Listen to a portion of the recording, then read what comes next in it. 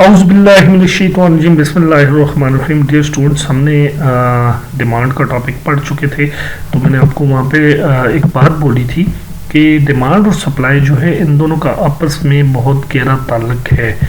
آج ہم سپلائی کے حوالے سے پڑھیں گے کہ سپلائی کیا چیز ہوتی ہے، لا آف سپلائی کیا ہے، اور اس کی امپلیمنٹیشن، ایزمپشن وغیرہ ساری ڈیٹیل سے ڈسکس کریں گے.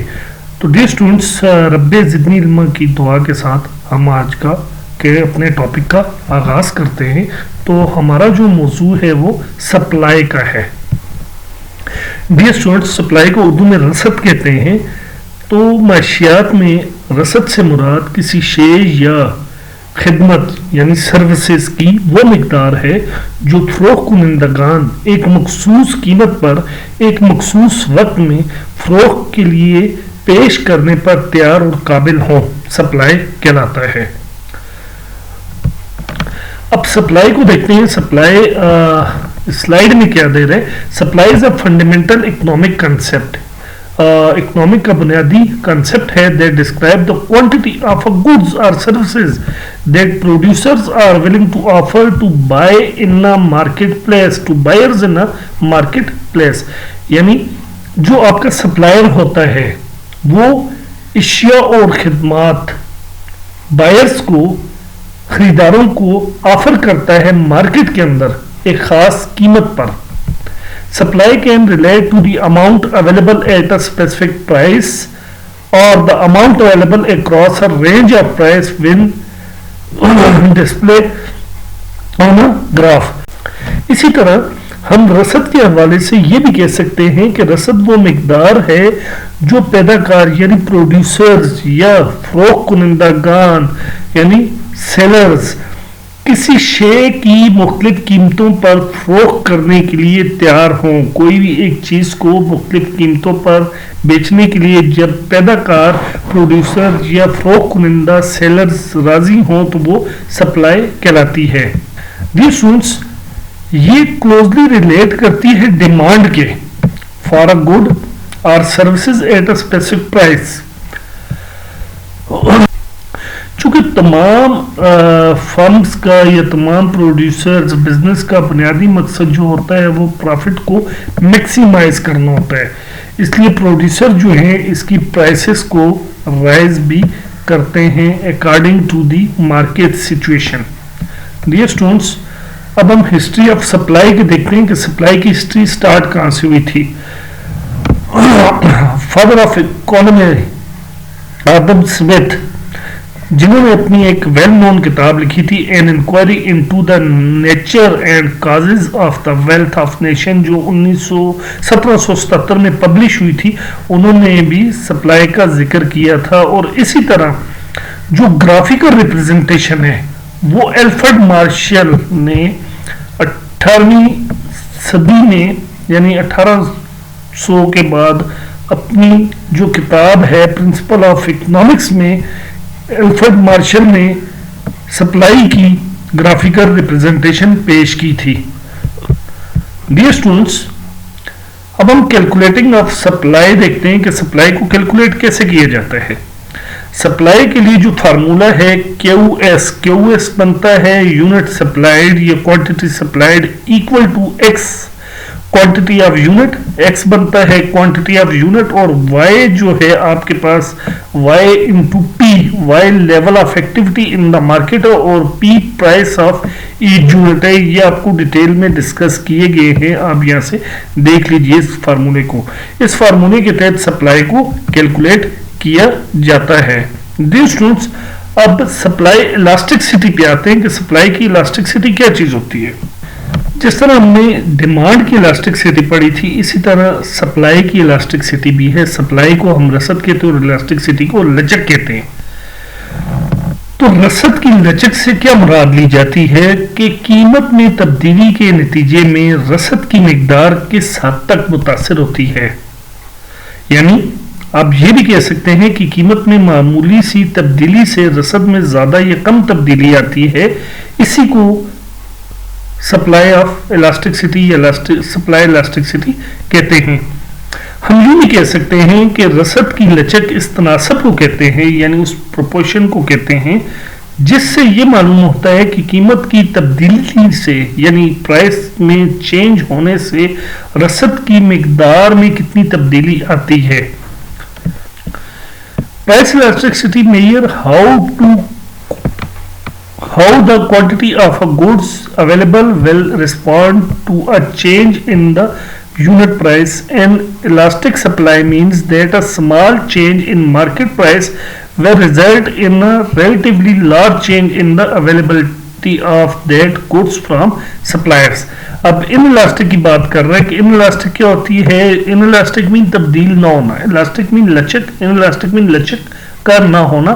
Supply refers to goods whose supply does not change، جو چینج نہیں ہوتی significantly in response to price changes۔ اب elasticity کا فارمولا کیا ہے؟ percentage change in price divided by percentage in change in supply سے بھی یہ ماپی جا سکتی ہے۔ تو اسی طرح جو رسد جو ہے اس کی elasticity ہم ڈسکس کر چکے ہیں۔ نیکسٹ ہم اپنا ٹاپک دیکھتے ہیں۔ ہمارے پاس سپلائی کرو آتا ہے، تو سپلائی کرو جو ہے وہ آپ کے پاس وائی ایکسس پہ پرائس آئے گی، ایکس ایکسس پہ کوانٹٹی لائک ڈیمانڈ کی طرح، جبکہ ڈیمانڈ کا کرو یوں بنتا تھا اور سپلائی کا کرو آپ کا ٹھیک ہے چینج ہو کر اپورڈ شیپ میں بن رہا ہے۔ ڈیئر اسٹوڈنٹس، ہم اب فیکٹر دیکھتے ہیں کون کون سے فیکٹر ہیں جو سپلائی کو افیکٹ کرتے ہیں۔ ڈیئر اسٹوڈنٹس، فرسٹ ہمارے پاس آتا ہے کنزیومر ڈیمانڈ، کہ کنزیومر ڈیمانڈ جو ہے وہ فیکٹر ہے جو افیکٹ کر رہا ہے سپلائی کو، یعنی قیمت میں اضافہ رسد کو بڑھاتا ہے۔ کنزیومر کی ڈیمانڈ، یعنی اگر ڈیمانڈ جو ہے کنزیومر کی زیادہ ہے تو آپ کی سپلائی بھی افیکٹ ہوگی۔ اب اگر ہم اس کو پرائس آف پروڈکٹ کے حوالے سے دیکھیں تو ہم یوں کہہ سکتے ہیں کہ قیمت میں اضافہ رسد کو بڑھاتا ہے اور قیمت میں کمی جو ہے وہ رسد میں کمی لاتی ہے۔ سیکنڈ ہمارے پاس میٹیریل کاسٹ اینڈ اویلیبلٹی ہے، یعنی پیداواری لاگت بھی ہم اسے کہہ سکتے ہیں کہ پیداواری لاگت کے اندر لاگت میں اضافہ جو ہے وہ رسد میں کمی کا باعث بنتا ہے اور لاگت میں کمی جو ہے وہ رسد میں اضافے کا باعث بنتی ہے۔ ٹیکنالوجی سے پیداوار بڑھتی ہے اور رسد میں اضافہ ہوتا ہے۔ گورنمنٹ کی پالیسیز، یعنی گورنمنٹ اگر ٹیکس بڑھا رہی ہے، سبسڈی لگا رہی ہے تو یہ بھی سپلائی کو متاثر کریں گی۔ اس کے علاوہ جو ہیں نیچرل فیکٹرز، سیلاب، خشک سالی، زلزلے، اس طرح کے جو نیچرل ڈیزاسٹر یا قدرتی حالات ہیں وہ بھی سپلائی کو افیکٹ کریں گے۔ اس کے بعد اکنامک کنڈیشنز، یعنی معاشی حالات، کسی ملک کے معاشی حالات بھی، کسی علاقے کے معاشی حالات بھی سپلائی کو افیکٹ کرتے ہیں۔ اس کے علاوہ ہم یہ بھی کہہ سکتے ہیں کہ مستقبل میں قیمتیں بڑھنے کی وجہ سے رسد میں کمی یا زیادتی ہو سکتی ہے۔ پھر اس طرح بھی ہو سکتا ہے کہ فروخت کنندگان ٹھیک ہے، یعنی سیلر کے بڑھ جانے سے، ڈسٹریبیوٹر کے بڑھ جانے سے بھی رسد میں اضافہ ہوتا ہے۔ بعض اوقات متبادل اشیاء یعنی سبسٹیوٹ جو آتا ہے اس کی وجہ سے بھی ان کی پرائسز میں کمی بیشی ہو سکتی ہے۔ ڈیئر اسٹوڈنٹس، ہم نیکسٹ دیکھتے ہیں کہ ٹائپ آف سپلائی کیا کیا ہیں۔ ہم رسد کی اقسام پڑھتے ہیں۔ سب سے پہلے اقسام آتی ہے short term supply. Short term supply نام سے ظاہر ہے، شارٹ کہتے ہیں کم یا قلیل کو، اور ٹرم مدت کو کہتے ہیں، سپلائی رسد کو کہتے ہیں۔ یہ ایسی قلیل المدت رسد ہے جس میں پیداوار کے کچھ عوامل، یعنی پروڈکشن کے کچھ عوامل جو ہیں مستقل فکسڈ ہوتے ہیں اور پیداوار میں فوری طور پر اضافہ ممکن نہیں ہوتا۔ شارٹ ٹرم سپلائی میں پیداوار میں اضافہ ایک دم سے ممکن نہیں ہوتا، کیونکہ اس کی خصوصیات کیا ہیں، مثال کیا کیا ہیں، ہم اس کو بھی شیئر کر دیتے ہیں۔ مشینری اور عمارت یعنی مستقل نہیں ہو سکتی، محنت اور خام مال میں تبدیلی ممکن نہیں ہوتی، یعنی لیبر یا آپ جو را مٹیریل ہے اس میں آپ تبدیلی نہیں کر سکتے. اس کے اندر جو رسد کی لچک ہوتی ہے، سپلائی الاسٹکسٹی جو ہے وہ غیر لچک دار ہوتی ہے، انلاسٹک ہوتی ہے، یعنی اس میں کوئی تبدیلی نہیں لا سکتے. اب مثال ہم کیا کر سکتے ہیں، زرعی پیداوار یا فیکٹری کی پیداوار میں فوراً اضافہ. ظاہر سی بات ہے جو چیزیں آپ نے کاشت کر چکے ہیں اس کے اوپر کوئی ادویات پھینکیں گے تو ایک دم وہ ڈبل ٹرپل نہیں ہو جاتی، یعنی ان کو ایک دم سے بندہ ڈبل ٹرپل نہیں کر سکتا. یہ شارٹ ٹرم سپلائی آتی ہے. سیکنڈلی اس کی الٹ آتی ہے لانگ ٹرم. شارٹ کو الٹ آ جاتا ہے لانگ کہتے ہیں لمبے یا طویل کو، ٹرمز وہی مدت آ گئی، دورانیہ آ گیا، اور سپلائی رسد آ گئی. اس کے اندر یعنی لانگ ٹرم سپلائی میں پیداوار کے تمام عوامل متغیر ہوتے ہیں اور پیداوار میں تبدیلی ممکن ہوتی ہے.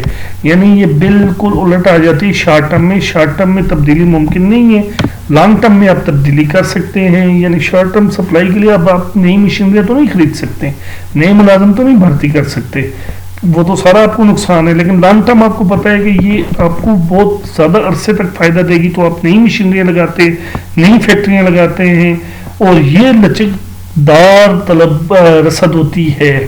ٹھیک ہے، اس میں لچک نہیں ہوتی، یعنی آپ ایک دم اس کو تبدیل نہیں کر سکتے شارٹ ٹرم میں، جبکہ لانگ ٹرم میں آپ تبدیلی کر سکتے ہیں. اس کی یہ مثال لی جا سکتی ہے کہ لانگ ٹرم لمبے عرصے کے لیے آپ کوئی صنعتی پیداوار صنعت جو ہے وہ لگا رہے ہوں.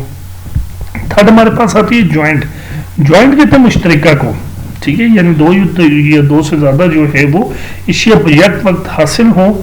آپ کوئی بھی پیداواری عمل کر رہے ہیں، صحیح ہے، اس سے آپ کو دو سے زیادہ اشیاء حاصل ہو رہی ہوں تو وہ آپ کی جوائنٹ سپلائی ہے. اس کی مثال ایسے لیتے ہیں کہ آپ جو ہے وہ گائے ہے یا بکری ہے، اس سے آپ کو دودھ بھی مل رہا ہے اور گوشت بھی مل رہا ہے.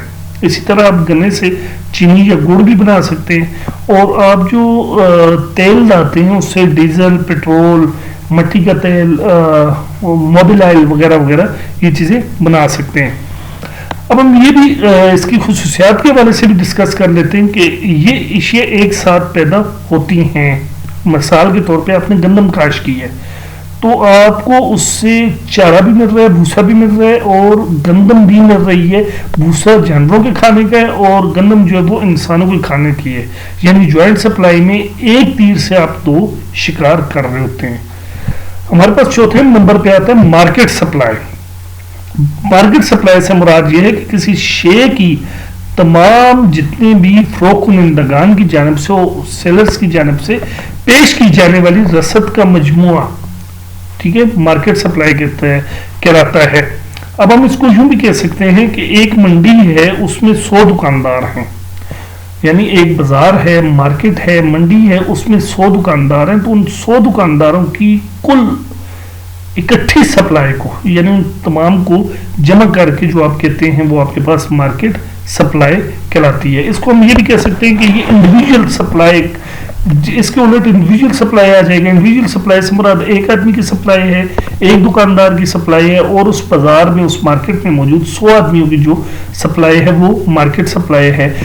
مارکیٹ سپلائی جو ہے انڈیویجول سپلائی کا مجموعہ ہے، یعنی 1 2 3 علیحدہ جو مارکیٹس کے اندر موجود سپلائرز ہیں ان سب کو آپ جب جمع کرتے ہیں تو وہ مارکیٹ سپلائی ان کا مجموعہ یا اکٹھی طور پہ پیش ہو جاتی ہیں. پھر قیمت میں تبدیلی سے مجموعی رسد متاثر ہوتی ہے. قیمت اگر ایک تبدیل کرتا ہے تو آٹومیٹیکلی دوسرا بھی افیکٹ ہو رہا ہوتا ہے. منڈی میں قیمت کے تعین میں اہم کردار جو ہے، ٹھیک ہے، وہ سپلائرز کا ہی موجود ہوتا ہے. اس کے بعد ہم پڑھتے ہیں کمپوزٹ کہتے ہیں مرکب کو. ٹھیک ہے، مرکب سپلائی کیا ہوتی ہے، یہ مرکب رسد کیا ہوتی ہے؟ جب ایک ہی قسم کے وسائل کے پیداواری عوامل کو، یعنی آپ نیچرل ریسورسز ہیں یا آپ کے مین میڈ ریسورسز ہیں، ان کو استعمال کر کے یا پیداواری عوامل جو آپ کی پروڈکشن کے حوالے میں ہیں مختلف اشیاء کی پیداوار کے لیے استعمال کیے جائیں. ٹھیک ہے، مثال کے طور پہ آپ کے پاس کمپوزٹ جو ہے صحیح ہے، ایک ہی چیز کو مختلف مقاصد کے لیے استعمال کرنا. مثال دیتے ہیں کہ ہمارے پاس زمین ہے، اس زمین سے ہم گندم بھی پیدا کر سکتے ہیں، سبزی بھی پیدا کر سکتے ہیں، درخت بھی لگا سکتے ہیں، یا پھر دودھ ہے اس سے لسی بنا کے دہی بھی بنا سکتے ہیں، دہی سے لسی اور مکھن بھی بنا سکتے ہیں، گھی بھی بنا سکتے ہیں.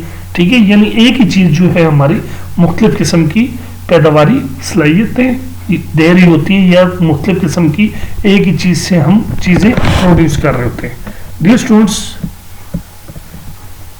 فردر جو ہمارا ٹاپک ہے اس کے حوالے سے لا آف سپلائی ہے۔ Law of supply most important topic ہے، اور اکثر پیپر بھی لا آف سپلائی کے بارے میں سوال آتا ہے۔ سپلائی اور ان کی جو شارٹ ڈیٹیلز تھیں تو وہ میں نے آپ کو اس لیے پڑھائی تھی ٹائپس وغیرہ کے، تاکہ آپ کو لا آف سپلائی جو ہے وہ سمجھنے میں آسانی ہو جائے اور آپ لا آف سپلائی کو آسانی سے سمجھ سکیں۔ ڈیئر اسٹوڈنٹس، یہ سوشل سائنسز لا ہے، تو اس کے لیے بھی آپ یہ کہیں گے کہ if other factor remaining same، یعنی باقی عوامل اگر جو کے تو رہیں تو آپ لا آف سپلائی کو امپلیمنٹ کرتے ہیں، یا اس کی رزلٹ جو ہیں آپ کے پاس اچھے طریقے سے آ سکتے ہیں۔ ادروائز اگر آپ باقی عوامل جو کہ تو نہیں رکھتے تو آپ کو اس کے رزلٹ جو ہیں وہ نہیں مل رہے ہوتے۔ قانون رسد کو ہم یوں بھی کہہ سکتے ہیں کہ قانون رسد کیا ہوتا ہے؟ قانون رسد ڈیمانڈ کے بالکل الٹا آ رہا ہے۔ جب کسی شے کی قیمت میں اضافہ ہوتا ہے، جب کسی پروڈکٹ کی پرائس میں انکریز آتا ہے، اضافہ ہوتا ہے، تو اس کی رسد میں بھی اضافہ ہوتا ہے، یعنی ایک کے اضافے میں ٹھیک ہے دوسرا بھی آٹومیٹیکلی اضافہ ہو رہا ہو تو وہ لا آف سپلائی ہے، جبکہ ڈیمانڈ میں یہ دونوں الٹ ہوتے تھے۔ اور جب قیمت میں کمی ہوتی ہے تو رسد میں بھی کمی ہوتی ہے۔ ہاں، یہاں پہ شرط یہ ہے کہ ادر فیکٹر ریمیننگ سیم، باقی عوامل جو کہ تو رہیں۔ اب ہم اس کو ڈیٹیل سے ڈسکس کرتے ہیں۔ The law of supply state that keeping other factor constant, other factor remaining same, other factor constant, an increase in price result in increase in quantity supply. Price آپ کی جو انکریز ہوگی تو quantity supply بھی آپ کی increase ہوگی۔ In other words, there is direct relationship۔ یہاں پہ price and quantity کا آپ کیا کہہ رہے ہوتے ہو؟ ڈائریکٹ ریلیشنشپ کہہ رہے ہوتے ہیں کہ quantity respond in same direction in price, quantity اور پرائس دونوں سیم ڈائریکشن میں جا رہے ہیں۔ اگر یہ کم ہوں گی، ٹھیک ہے، پرائس کم ہوگی تو کوانٹٹی آف سپلائی بھی آٹومیٹیکلی کم ہوگی۔ پروڈیوسر یا manufacture are willing to offer more product for a sale on a market at higher price. وجہ کیا ہے؟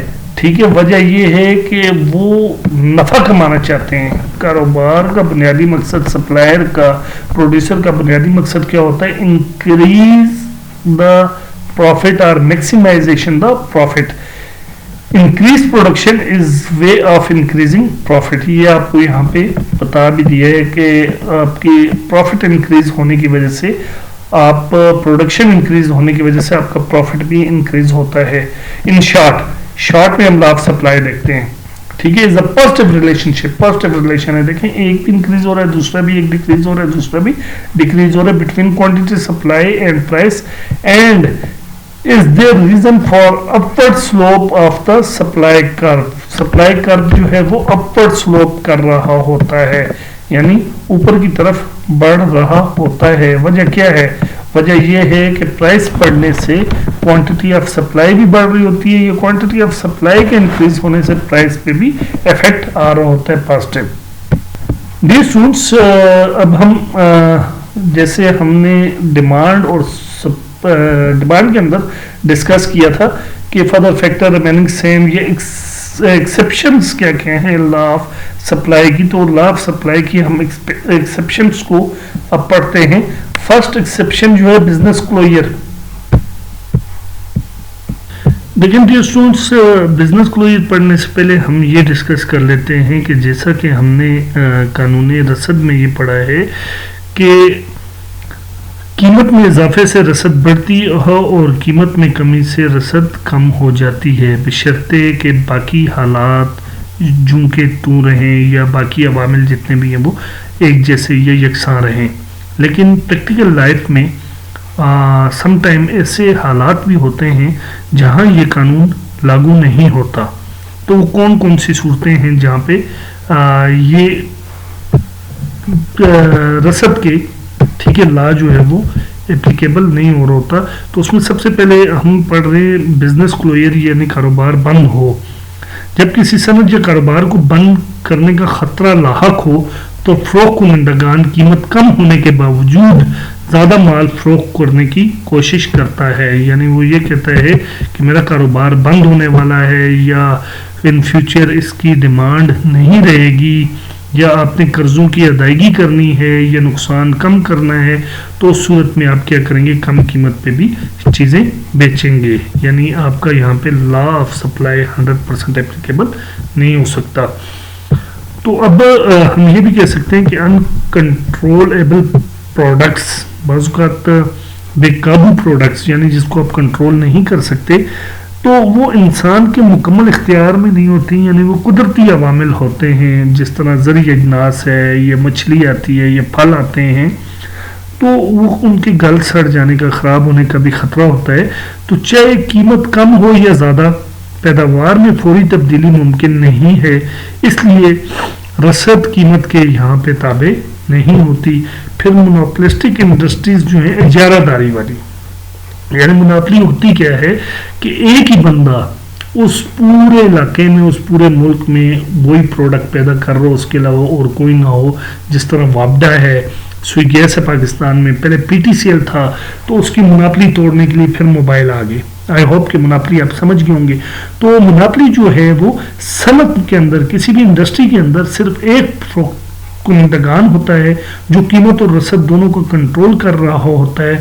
تو اس کو پتہ ہے کہ بھائی میں اکیلا موجود ہوں میرا کوئی سبسٹیچیوٹ مد مقابل کمپیٹیٹرز نہیں ہے تو وہ اپنی مرضی سے ہی نفع زیادہ بڑھانے کے لیے قیمتیں زیادہ کر سکتا ہے اور اس کو کسی قسم کی کوئی روک ٹوک نہیں ہوتی. سم ٹائم ہوتی ہے گورنمنٹ کی پالیسیز ہوتی ہیں جو ان کو روک سکتی ہیں لیکن اس طرح بہت کم ہوتا ہے کہ ان کو روکا جائے.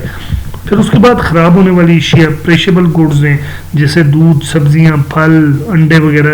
ٹھیک ہے مچھلیاں انڈے تو چلیں پھر رہ جاتے سبزیاں اور پھل وغیرہ ٹھیک ہے یہ دودھ ہیں تو پھر ان کی خراب ہونے کی وجہ سے انہیں مارکیٹ میں جلد از جلد لا کے فروخت کرنا پڑتا ہے تو ان پہ بھی لا آف سپلائی جو ہے وہ اپلائی نہیں ہوتا. اس کے بعد کہہ رہا ہے ریئر کولیکٹیبل آئٹمز. ٹھیک ہے ریئر کولیکٹیبل آئٹمز میں آپ کے پاس نایاب قسم کی چیزیں آتی ہیں. ٹھیک ہے یا کچھ ایسی نوادرات ہوتی ہیں جو شوقیہ طور پہ جمع کی جاتی ہیں. جیسے بعض لوگ قدیم سکے جمع کر رہے ہوتے ہیں نوادرات جمع کر رہے ہوتے ہیں بعض مصوری کے حوالے سے جمع کر رہے ہوتے ہیں بعض ڈاک ٹکٹ کے حوالے سے جمع ہو رہے تھے. میرا ایک دوست ہے تو ماچس کی ڈبیاں جمع کرتا تھا. ہر بندے کا ایک اپنا شوق ہوتا ہے تو کبوتر رکھ رہے ہیں پرندے رکھ رہے ہیں تو اگر قیمتیں بڑھ بھی جائیں تو انسان اپنے شوق کے لیے ان چیزوں کو خرید رہا ہوتا ہے. اس میں کسی قسم کا کوئی ایفیکٹ اس پہ نہیں آ رہا ہوتا. قیمتیں بڑھ رہی ہیں کم ہو رہی ہیں اس نے اپنا شوق پورا کرنا ہے. ہم یہ کہہ سکتے ہیں کہ قانون رسد عمومی طور پر درست ہے لیکن ان ایکسیپشنز جو اتنے بھی حالات ہم نے بیان کیے ہیں ان میں قیمت اور رسد کے درمیان براہ راست تعلق برقرار نہیں رہتا یا نہیں رکھا جا سکتا.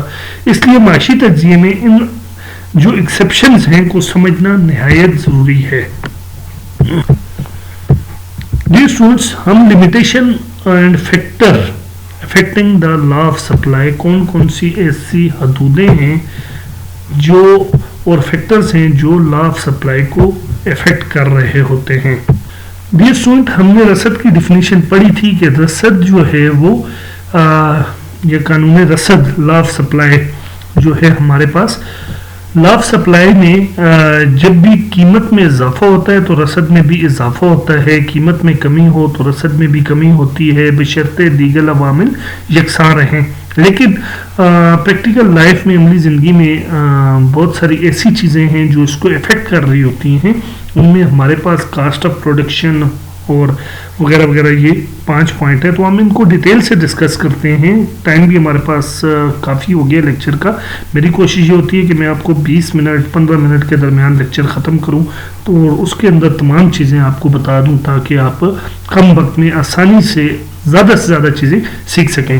تو پیداواری لاگت کاسٹ آف پروڈکشن جو ہے وہ اجرت خام مال را مٹیریل یا انرجی ایندھن جو آپ کے ہیں بجلی اور کرایہ وغیرہ اس میں شامل ہوتے ہیں.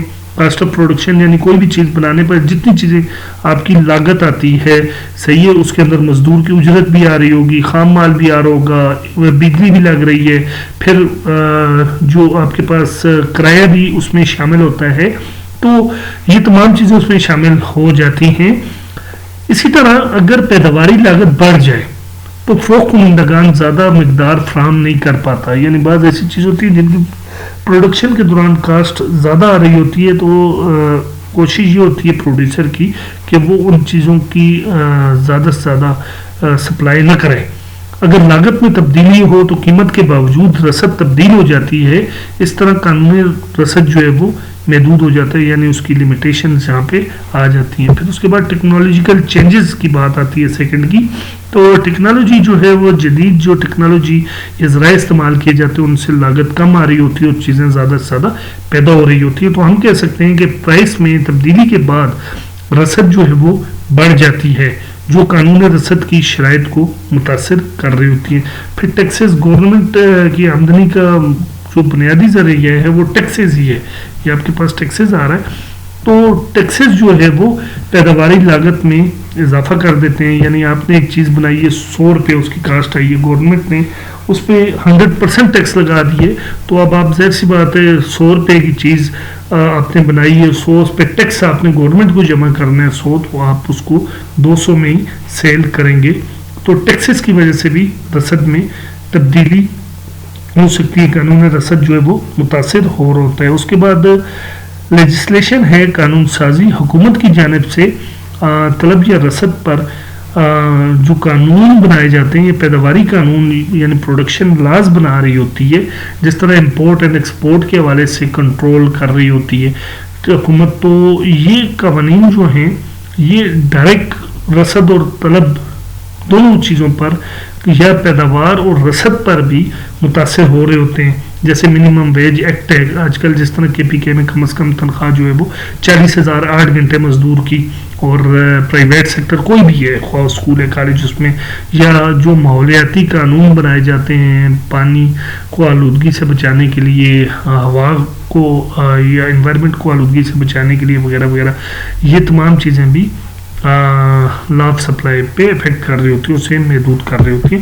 تو لاسٹ ہمارے پاس ہے پیریڈ آف انسرٹینٹی، یعنی غیر یقینی دورانیہ یا غیر یقینی صورتحال یا حالات، بعض اوقات کسی ملک میں جنگ ہو جاتی ہے، سیاسی عدم بحران آ جاتا ہے، عدم استحکام آ جاتا ہے، معاشی بحران آ جاتا ہے، یا نیچرل ڈیزاسٹر آ جاتے ہیں، تو اس صورت میں بھی یہ فروخت کنندہ جو ہے وہ محتاط رویہ اختیار کرتا ہے کہ اسے پتہ ہے مستقبل میں لوگوں کے پاس پیسے نہیں ہوں گے یا لوگ خرید نہیں پائیں گے، تو وہ رسد میں کمی کر دیتا ہے، تو پرائس اس کی اور رسد دونوں پہ افیکٹ ہو رہا ہوتا ہے۔ Dear student, thank you so much for watching this video, اور اپنا بہت بہت خیال رکھیے گا۔ نیکسٹ لیکچر کے ساتھ ہم انشاءاللہ جلد حاضر ہوں گے۔ بہت شکریہ، اللہ حافظ۔